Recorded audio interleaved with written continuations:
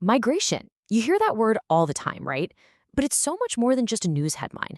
It's really one of the oldest and most fundamental human stories there is.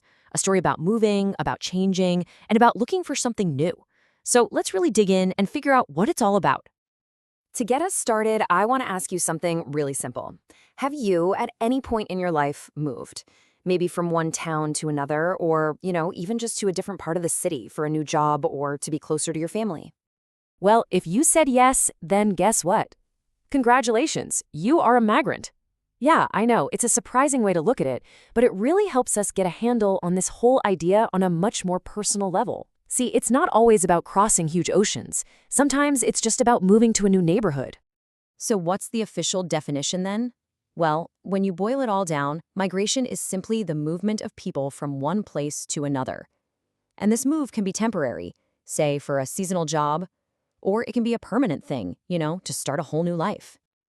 Okay, but here's a really, really important distinction we need to make. The words matter. A migrant is someone who makes a conscious choice to move, maybe for a better salary or a different lifestyle.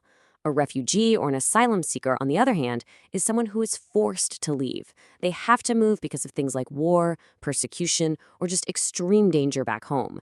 That element of choice, that is the absolute key difference. So what is it that actually drives these huge life decisions? Well, geographers have this really simple and kind of brilliant concept to explain it. They call it push and pull factors. Basically, every decision to move has these forces pushing someone away from a place and pulling them toward a new one. Let's break that down a little. Think of push factors as all the negative stuff that makes you want to leave a place. We're talking about things like conflict, no jobs, or terrible public services.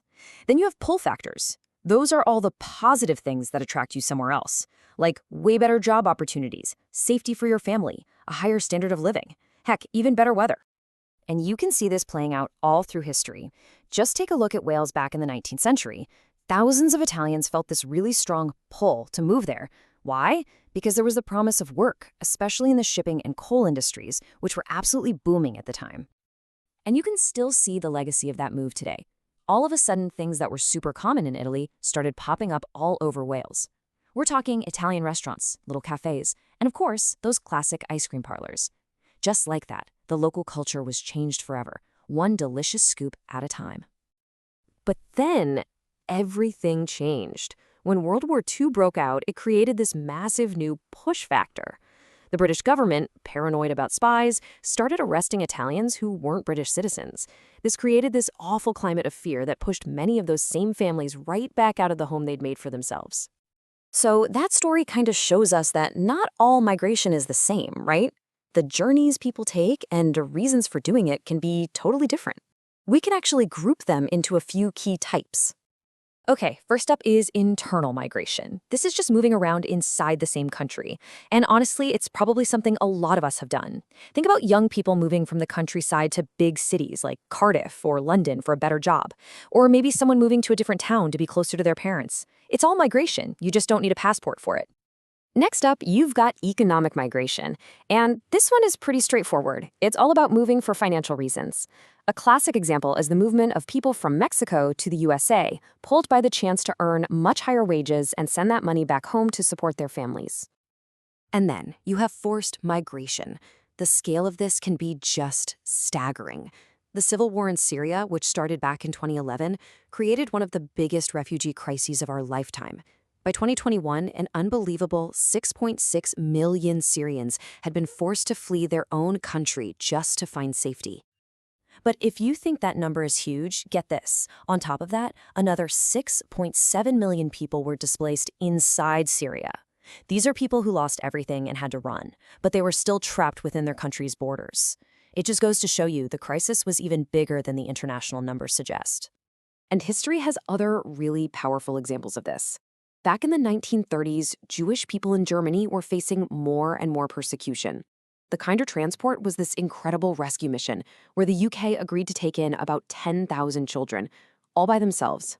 Looking at the timeline, you can see it was just a desperate race against the clock before the Nazis banned emigration completely. Okay, so we've covered the why, but what about what happens next? What's the impact when people actually arrive somewhere new? Well, migration always has a major impact on the communities they join, and it's a really complex picture with both good and bad sides. So this slide really lays it all out. On the one hand, the advantages. Migration makes a society so much richer, right? It brings new foods, new music, new ways of thinking. It creates a more diverse and interesting culture. And economically, migrants often fill jobs that are essential but hard to fill. But on the other hand, there are real challenges. A bigger population can put a strain on public services like schools and healthcare. And as we're about to see, different cultures coming together can sometimes lead to tension. And you know, this kind of tension, it's not new at all. In fact, when you look back at history, periods of migration have almost always come with some friction.